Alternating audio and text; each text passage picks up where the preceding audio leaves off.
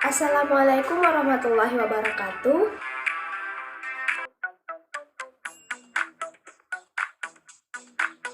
Perkenalkan, nama saya Nur Fazira. Saya dari Prodi Sosiologi, Fakultas Ilmu Sosial dan Ilmu Politik, Universitas Maritim Raja Ali Haji.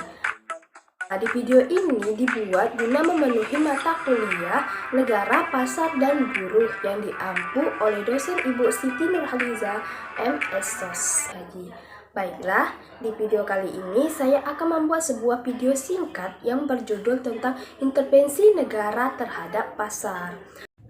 Nah, intervensi negara terhadap pasar ini terbagi menjadi 3 bagian. Nah, yang pertama itu ada penentuan sistem pasar, yang kedua itu ada kontrol dan kuasa atas pasar, dan yang ketiga ada regulasi, distribusi, dan juga aturan jual beli di pasar. Nah, pertama-tama kita harus mengetahui dulu nih arti dari intervensi itu apa ya. Nah, jadi intervensi itu adalah sebuah istilah dalam dunia politik yang dimana ada negara yang mencampurkan urusan negara lainnya, yang jelas bukan urusannya ya. Namun ada pula definisi lain yang menjelaskan tentang intervensi ini. Nah, jadi menurutnya dalam definisi lain, intervensi itu adalah campur tangan yang berlebihan dalam urusan baik itu politik, ekonomi, sosial, dan juga budaya. Nah, sehingga negara-negara yang melakukan intervensi ini sering dibenci oleh negara-negara yang lain. Nah, untuk intervensi pemerintah atau negara dalam masalah harga, bahwa ajaran Islam itu secara keseluruhan menjunjung tinggi mekanisme pasar yang bebas. Nah, harga keseimbangan dalam pasar bebas ini merupakan harga yang paling baik. Sebab apa? Sebab mencerminkan kerelaan antara produsen dan juga konsumen. Nah, meskipun demikian, terkadang harga keseimbangan ini tidak sesuai dengan kepentingan masyarakat secara keseluruhan. Nah, baik itu karena tingkatnya terlalu tinggi atau rendah, atau juga karena proses pembentukan tersebut tidak wajar. Nah, kalau dalam dunia nyata bahwa mekanisme pasar seperti ini seringkali tidak berjalan dengan lancar. Nah, dalam hal seperti ini, perlunya adanya intervensi pemerintah ke dalam pasar tersebut agar harga pasar sesuai dengan posisi yang diinginkan oleh masyarakat.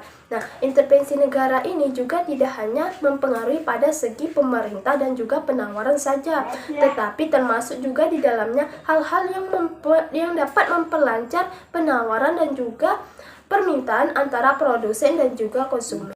Kemudian kita akan menjelaskan tentang penentuan sistem pasar, yang dimana penentuan sistem pasar ini adalah suatu tempat atau proses interaksi antara permintaan yang dimaksud dengan pembeli ya, dan penawaran yang dimaksud dengan juga penjual dari barang atau jasa tertentu. Nah, sehingga akhirnya dapat menetapkan harga keseimbangan atau harga pasar dan jumlah yang diperdagangkan.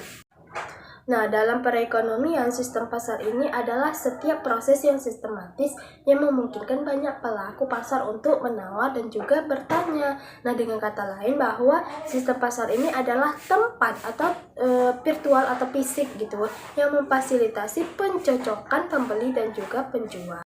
Nah, banyak pasar yang ada ya, dan masing-masing itu didefinisikan berdasarkan sejumlah karakteristik. Nah, seperti apa yang dipertukarkan di pasar, aturan apa yang diperbolehkan untuk berpartisipasi, dan bagaimana cara transaksi itu terjadi.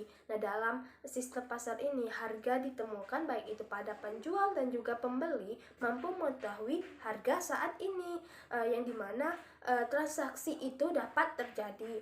Nah, jadi penerbitan harga ini adalah komponen dari kunci dalam sistem pasar. Nah, jadi dampak harga yang dipilih kelompok langsung dari pembeli dan juga penjual ini, tetapi juga tidak dapat mempengaruhi pasokan atau permintaan keputusan jangka panjang dalam pasar. Nah, jadi suatu negara itu akan membuat suatu penentuan pasar yang dimana berfungsi sebagai sarana untuk melakukan produksi, untuk mengorganisasikan kegiatan individu, atau untuk menciptakan mekanisme agar distribusi barang dan jasa itu dengan baik. Nah, dan pelanggan itu dapat menikmati hasil dari suatu produksi ini dengan baik. Nah, jadi tidak ada lagi kecurangan di antara itu. Nah, yang kemudian yaitu kontrol dan kuasa atas pasar. Nah, kita harus mengetahui dulu kontrol pasar itu apa ya.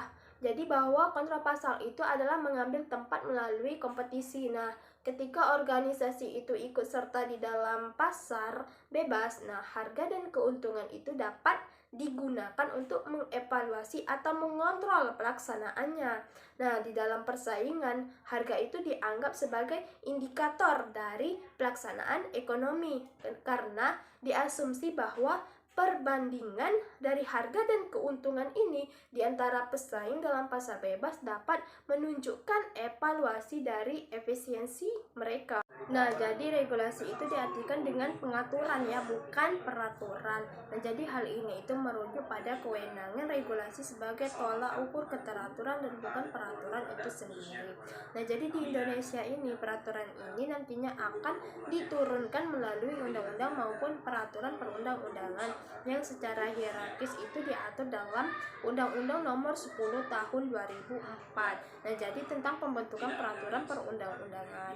Nah, dalam dunia usaha bahwa regulasi ini diterbitkan pemerintah dalam tujuan ekonominya untuk efisiensi ekonomi dan menciptakan lapangan pekerjaan. Nah, jadi hal ini juga nantinya diatur secara kompleks gitu dalam serangkaian undang-undang yang meliputi ada 3 hal. Nah, yang pertama itu ada perlindungan merek dagang, dan yang kedua itu ada perlindungan konsumen, dan yang ketiga itu juga anti monopoli. Nah, yang ketiga ada aturan jual beli di pasar. Nah, selain regulasi distribusi, bahwa di pasar itu terdapat aturan jual beli, seperti transaksi jual beli yang dilakukan sukarela atau tidak ada unsur paksaan dalam jual beli. Nah, ada juga objek jual beli bukan milik orang lain. Transaksi ini dilakukan dengan jujur, tidak adanya kecurangan dalam jual beli. Nah, ada juga objek jual beli dapat diserah terimakan. Jadi barang yang menjadi objek jual beli itu haruslah diserahkan segera dari penjual kepada pembeli. Sekian yang dapat saya sampaikan, lebih dan kurangnya saya mohon maaf. Saya tutup dengan wabillahi taufiq wal hidayah. Wassalamualaikum warahmatullahi wabarakatuh. Semoga bermanfaat.